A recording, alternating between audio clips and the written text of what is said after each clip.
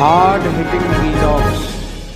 Hello friends, आज के हमारे वीडियो का टॉपिक है 2024 लोकसभा इलेक्शंस के लिए विपक्ष की एकता।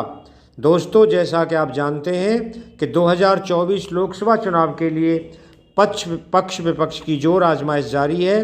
बिहार के मुख्यमंत्री नीतीश कुमार विपक्षी एकता का ढोल बजा रहे हैं। वे हाल ही में पक्ष से विपक्ष में गए हैं। बिहार में राष्ट्रीय जनतांत्रिक गठबंधन की सरकार गिराकर नीतीश ने राष्ट्रीय जनता दल, कांग्रेस पार्टी और लेफ्ट पार्टीज के साथ मिलकर नई सरकार बनाई है। एनडीए की जनक बीजेपी का कहना है कि नीतीश के अंदर फिर से प्रधानमंत्री बनने का ख्वाब जगा है, इसीलिए उन्होंने फिर से पलटी मारी है। उधर विपक्ष की सबसे मुखर नेता ममता बनर्जी उपराष्ट्रपति चुनाव के वक्त से ही अलग रूप में दिख रही हैं।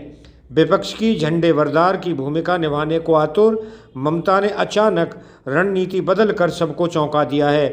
अब वो विपक्ष में भी एक ला चलो रे की नीति पर आगे बढ़ती दिख रही हैं। खुद को कांग्रेस से अलग रखने की मंशा तो वो पहले ही दिखा रही थीं।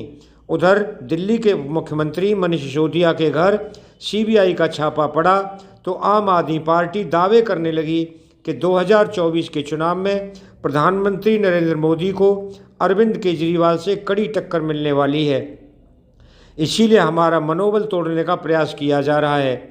ऐसे में लगता नहीं है कि तमाम प्रयासों के बावजूद इस बारी प्रधानमंत्री नरेंद्र मोदी के खिलाफ विपक्ष का कोई संयुक्त उम्मीदवार चुनाव मैदान में उतारा जा सकेगा।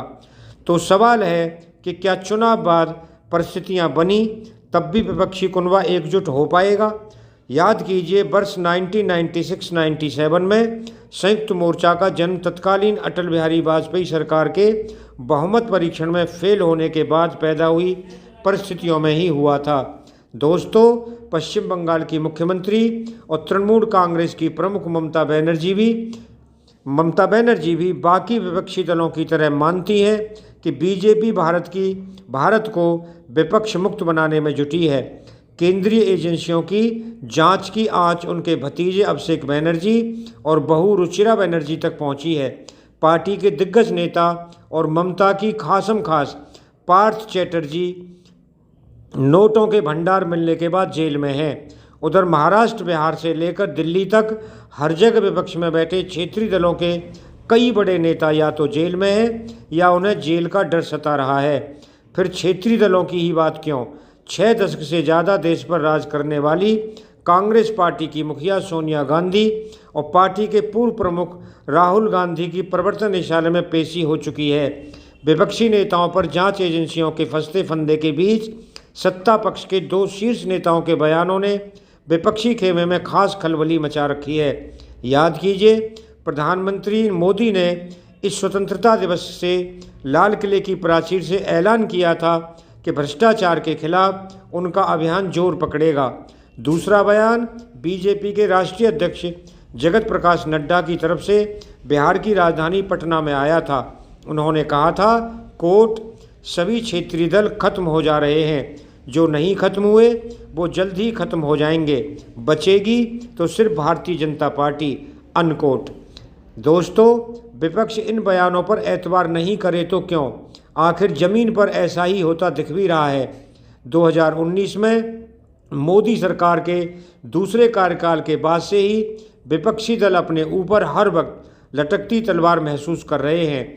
वहीं कर्नाटक, मध्य प्रदेश में से होकर अभी झारखंड तक पहुंचा ऑपरेशन लोटस भी नड्डा की कथनी का ही प्रमाण दे रहा है। आखिर बिहार में भी नीतीश कुमार ने तो इसी ऑपरेशन लोटस का हवाला देकर ही तो पलटी मारी थी। उन्होंने दावा किया था कि केंद्र में मंत्री रहे रामचंद्र प्रसाद सिंह आरसीपी सिंह के जरिए उनकी पार्टी जनता दल यूनाइटेड को ही तोड़ने की कोशिश हो रही थी। नीतीश ही नहीं, आरजेडी नेता तेजस्वी यादव ने भी कहा कि नड्डा ने बीजेपी की मंशा जता दी। क्षेत्रीय दलों के सफाई का अभियान चल रहा है, जिसमें केंद्रीय एजेंसियों की मदद ली जा रही है। टीएमसी नेता सुखेंदु शेखर राय ने शनिवार को कहा कि विपक्षी दलों ने एकजुट होकर बीजेपी मुक्त भारत का अभियान नहीं चलाया तो विपक्ष मुक्त भारत करने में बीजेपी को दिन ब दिन सफलता मिलती रहेगी।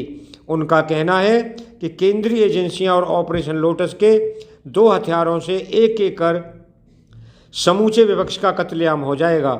हालांकि टीएमसी पीएम कैंडिडेट को लेकर विपक्षी दलों के साथ एकजुटता दिखाएगी, इसकी संभावना नहीं के बराबर दिख रही है। दोस्तों, अंदरूनी अनबन के बीच कांग्रेस अपनी ताकत जुटाने की कोशिश करती दिखना चाहती है। सोनिया गांधी और राहुल गांधी से ईडी की पूछताछ के वक्त देश भर में कांग्रेसियों के प्रदर्शन ने पार्टी नेतृत्व पर गंभीर सवाल खड़ा कर दिया था। देश भर में संदेश गया कि पार्टी अब गांधी परिवार के हित साधन का औजार बनकर रह गई है।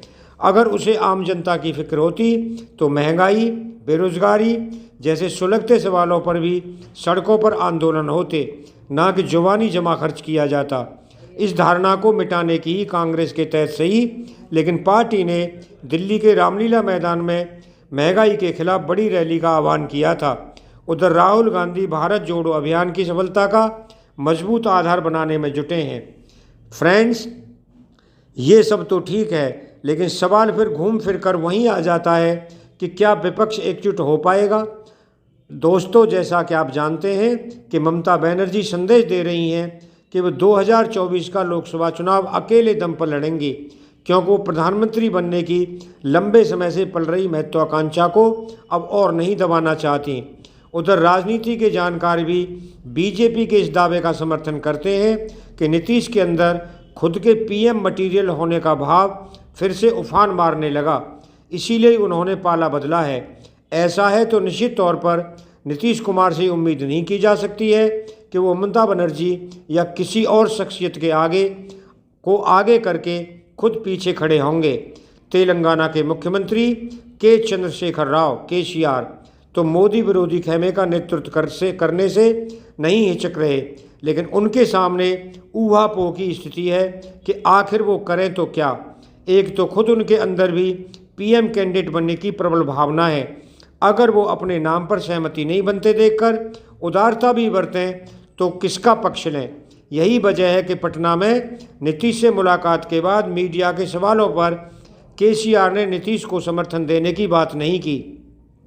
उन्होंने सवाल पूछने वाले पत्रकार से ही पूछ डाला, कोट, मैं कौन होता हूं पीएम कैंडिडेट की घोषणा करने वाला, अनकोट। नीतीश भी केसीआर के इस रुख से खुश नहीं होंगे, लेकिन एक मजे नेता के तौर पर उन्हें केसीआर की असमंजस भी समझ आ रही होगी।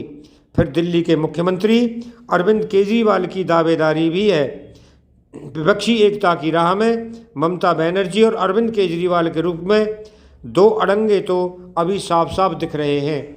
दोस्तों, तो क्या विपक्ष चुनाव से पहले एकजुट नहीं हुआ तो बीजेपी और प्रधानमंत्री मोदी का खेल बिगाड़ने में सफल हो जाएगा। अगर उन्होंने एनडीए और मुख्य रूप से बीजेपी को 272 का जादुई आंकड़ा लाने से रोकने में सफलता पा ली तो क्या चुनाव बाद गठबंधन की संभावना बनेगी। आप कह सकते हैं कि बच्चा हुआ नहीं, उससे पहले खिलौने के चयन पर बहस हो रही है। राजनीति संभावनाओं का खेल है, इसलिए विचारों के घोड़े हर दिशा में दौड़ाने पड़ते हैं। नेता भी हर संभावित परिस्थिति की कल्पना करते हैं, इसलिए सटीक आकलन के लिए भविष्य की संभावनाओं पर हर तरह से विचार करना लाजमी है। नीतीश के विपक्षी खेमे में जाने के बाद दावा किया जा रहा है कि बीजेपी को आगामी लोकसभा चुनाव में 2019 के मुकाबले अच्छा खासा झटका लगेगा।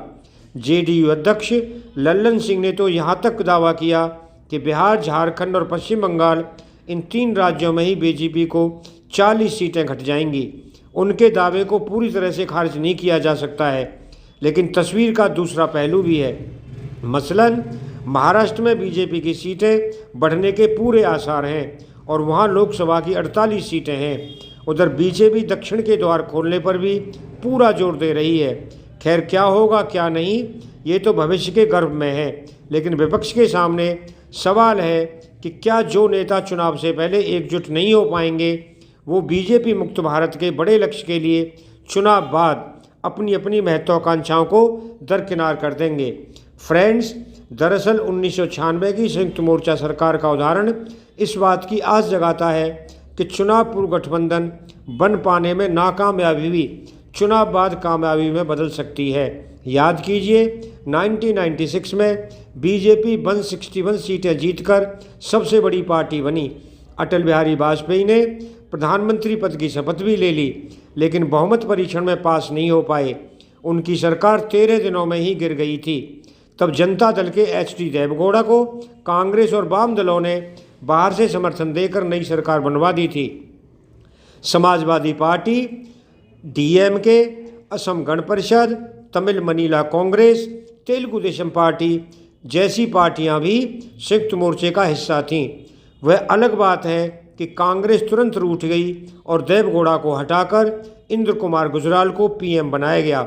उनका कार्यकाल भी महज 1 साल ही रहा और 1998 में लोकसभा चुनाव हो गया। तब अटल बिहारी वाजपेयी की 13 महीने की सरकार चली थी। फिर सुब्रमण्यम स्वामी के प्रयासों से सोनिया गांधी और एआईएडीएमके की तत्कालीन प्रमुख जयललिता के बीच बैठक में ऐसा सियासी खेल हुआ कि वाजपेयी सरकार महज 1 वोट के अंतर से हार गई थी। फ्रेंड्स, ये कहना नहीं होगा कि 2024 में संयुक्त मोर्चा जैसा गठबंधन बनने की संभावना तभी बन सकती है जब बीजेपी अकेले दम पर 272 के आसपास नहीं पहुंच सके। तो क्या ये संभव है? आइए इसकी भी पड़ताल कर लेते हैं। दरअसल 2019 के पिछले लोकसभा चुनाव में बीजेपी को अकेले दम पर 37.38% वोट मिले, जिसने उसे 303 सीटें दिलाईं। 2014 के लोकसभा चुनाव के मुकाबले बीजेपी को मत प्रतिशत के मामले में 6.38% वोटों के आंकड़े में 21 सीटों में 21 का इजाफा हुआ। तो क्या इस बार बीजेपी की स्थिति 2014 से भी खराब हो जाएगी? विपक्षी दलों को लगता है कि बढ़ती महंगाई और बेरोजगारी की समस्या गंभीर रूप धारण कर रही है, जिससे आम जनता का मन बदलने लगा है। हालांकि ये मुद्दे राज्य विधानसभा के चुनावों में कुछ हावी होते नहीं दिख रहे। विपक्ष को लगता है कि उनकी संयुक्त ताकत बीजेपी के करीब करीब 2.5 गुनी है। बीजेपी को अधिकतम करीब 38% वोट 2019 के चुनाव में मिले थे। अब एनडीए का कुनबा लगभग बिखर चुका है। महाराष्ट्र में रामदास आठवले की रिपब्लिकन पार्टी ऑफ इंडिया और उत्तर प्रदेश में अनुप्रिया पटेल का अपना दल जैसे सीमित जनाधार वाली पार्टियां ही एनडीए में बच गई हैं। मतलब साफ है कि करीब करीब 60% मतदाताओं ने बीजेपी या एनडीए को समर्थन नहीं किया है। दोस्तों, यही उम्मीद विपक्ष को बार बार एकजुटता की याद दिलाती है, लेकिन व्यक्तिगत महत्वाकांक्षाएं हर बार इस बड़े लक्ष्य पर हावी हो जाती हैं। ममता बनर्जी, नीतीश कुमार और अरविंद केजरीवाल के रूप में कम से कम 3 ध्रुव तो विपक्ष में दिख ही रहे हैं। इस पर कांग्रेस का रुख अपने आप में एक बड़ा सवाल है। सवाल यह है कि क्या वह राहुल गांधी के बिना किसी को प्रधानमंत्री स्वीकार कर पाएगी? फिलहाल तो यही लग रहा है कि ममता बनर्जी, नीतीश कुमार, अरविंद केजरीवाल के रूप में विपक्ष की मजबूरी ही उसकी सबसे बड़ी कमजोरी है। दोस्तों, अगर आपको वीडियो पसंद आया हो तो आप चैनल को सब्सक्राइब करें, वीडियो को लाइक करें, ज़्यादा शेयर करें। आप लोगों का बहुत बहुत धन्यवाद। Thank you very much.